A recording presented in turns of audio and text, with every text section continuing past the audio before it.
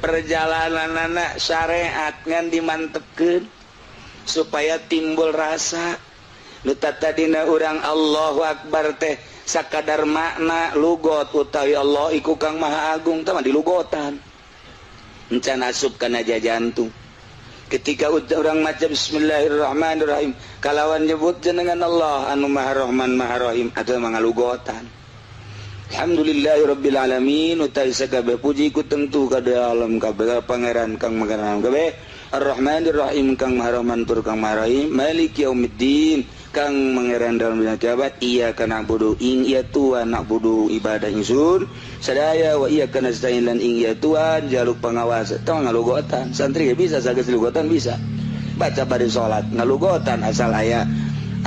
makmum bisa dilugotan ku makmum ditukang je teu ngalugot nu kos itu mah ayeuna nu mana karasa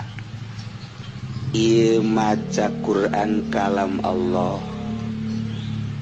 teu sembarangan jelema dibere kuat maca Fatihah berikut nangtungna ayalah pitulung Allah geus lain urang tah jadi aku tah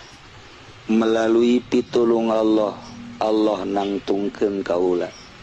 mere nyidakepkeun mere bisa maca seakan nu maca lain urang tapi gerakan-gerakan ruhani nu meunang Allah ngagerakeunana lain dihayal tapi karasa